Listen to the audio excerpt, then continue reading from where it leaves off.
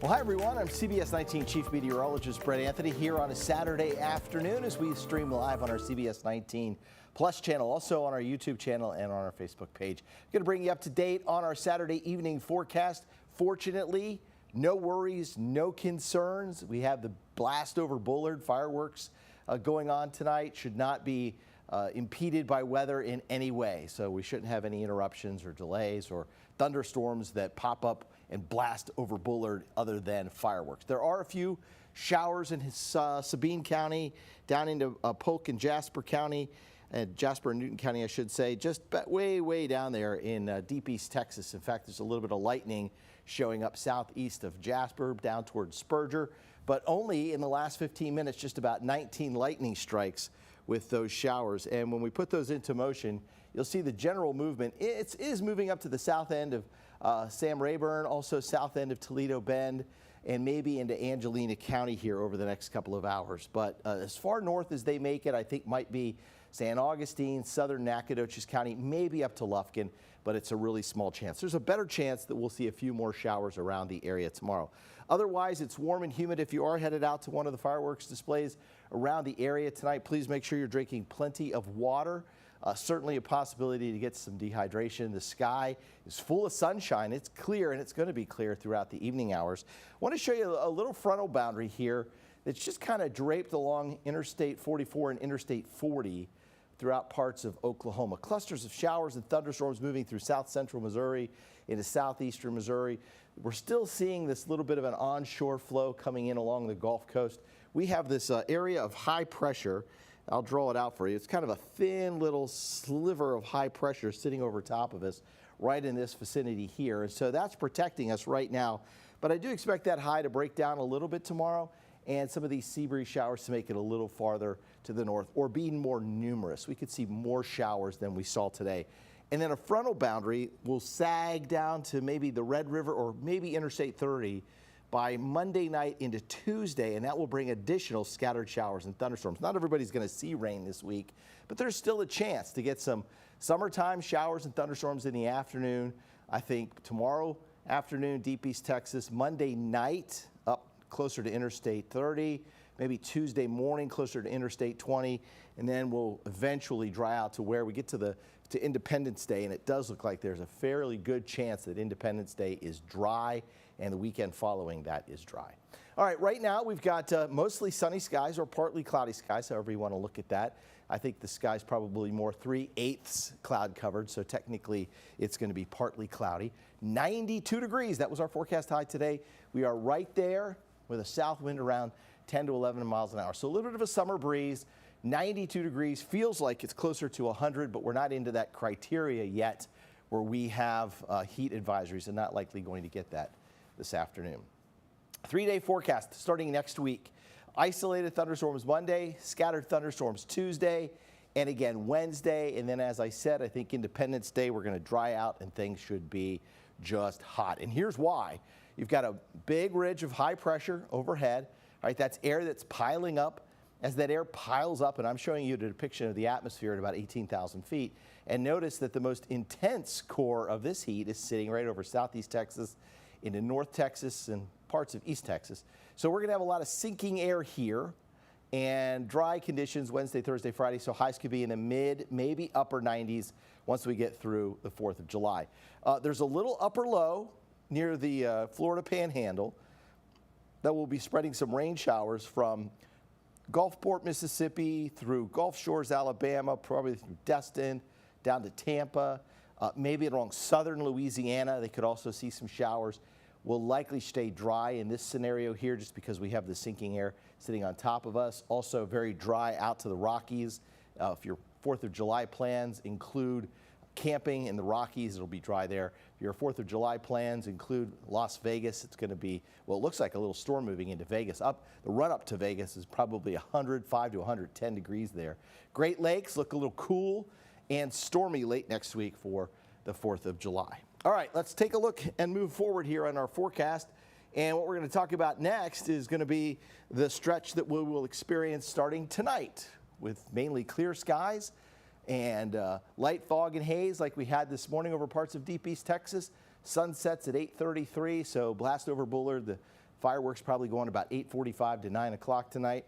75 overnight in Marshall, 75 in Carthage, Nacogdoches down to 75, Jacksonville, Henderson, 74 degrees, Tyler, Longview down to 75, Mineola, Gilmer down to about 75, Mount Pleasant, your temperature drops to 75 overnight. Otherwise, you're looking at mainly clear skies, light south winds, and very stuffy conditions. All right, let's skip ahead to tomorrow afternoon at 1 o'clock. We have a little bit of sea breeze shower activity over parts of deep East Texas, so a couple of isolated showers are popping up. We're in the upper 80s, close to 90 degrees by 1 o'clock. We'll go forward just a few hours, and now we have these almost widely scattered showers, kind of like we had earlier in the week. We had a 30 to 40% chance, so coverage from Crockett through Nacogdoches to center.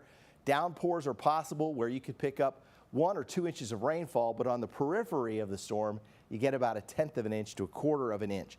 After sunset, these showers and thunderstorms fade away. So that's Sunday. Monday morning starts dry. Monday afternoon begins dry. We get into Monday night. Here comes that frontal boundary sagging closer to Interstate 30. So keep an eye right here along Interstate 30 down to about Interstate 20. But the best chance late Monday night for showers and thunderstorms will be Sulphur Springs, Mount Pleasant over toward Linden. Could be a little what we call an outflow boundary. So there's going to be cooler air that flows out and away from those thunderstorms and away from the front. And that boundary sets up here just near Interstate 20.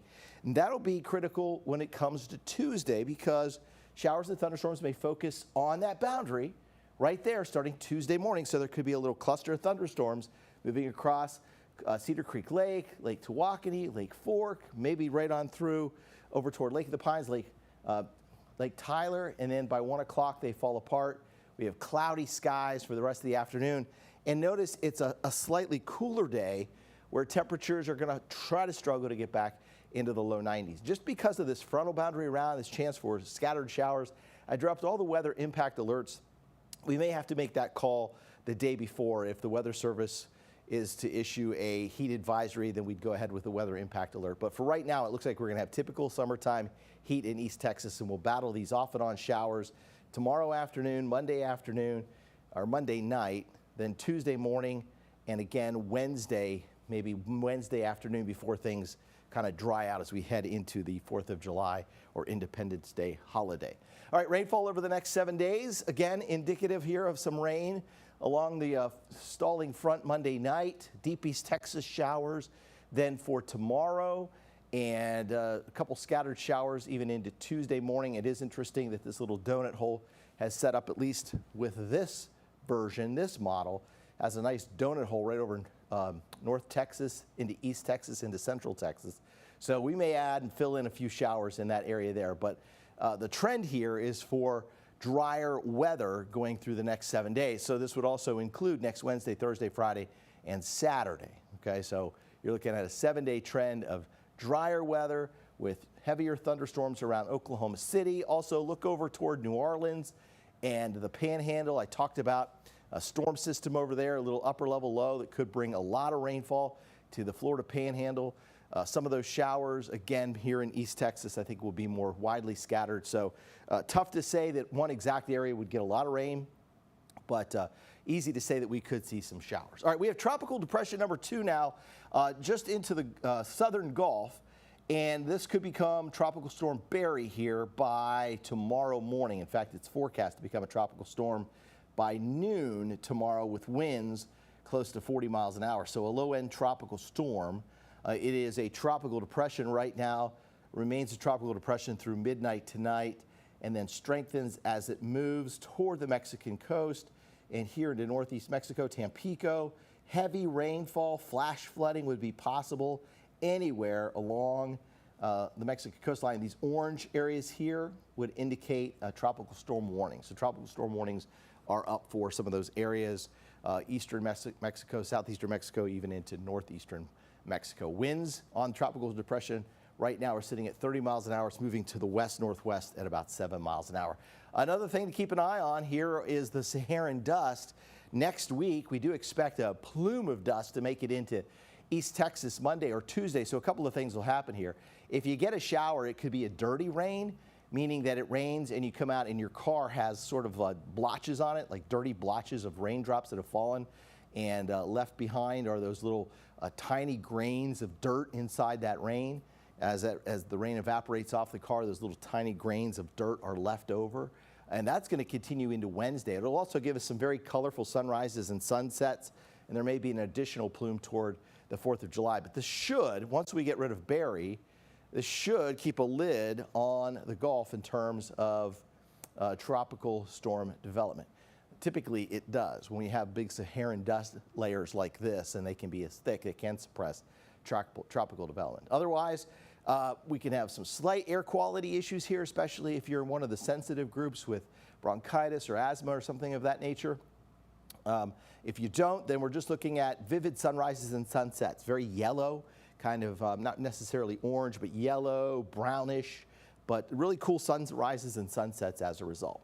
All right, let's take a look at tomorrow. Again, there's a chance in the afternoon for some widely scattered showers over deep East Texas.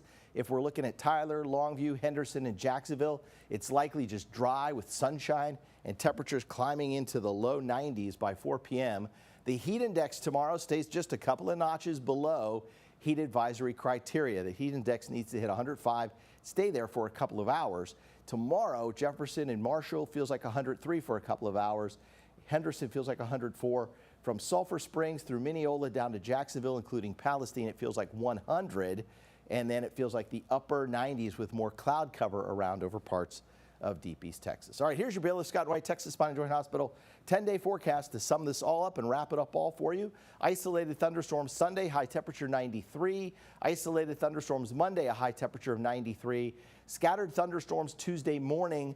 The high then climbs to 94. We have a chance for a couple of pop-up thunderstorms Wednesday and a high of 94. And then it looks like things are drying out as that big upper ridge settles over top of East Texas. Thursday's high 95. Independence Day 93, and headed through that weekend, temperatures are staying in the low 90s with just a small chance of rain. If you like this update, please like, subscribe, or share our YouTube channel, or subscribe to our YouTube channel. You can share this video with anyone you'd like on Facebook, and also just remember to download the CBS19 app, and then you can stream live weather updates as we do these, especially when we have severe weather. If we have another tropical storm system like we had last summer with Beryl, of course, we would be streaming that live throughout the event. Thanks for watching.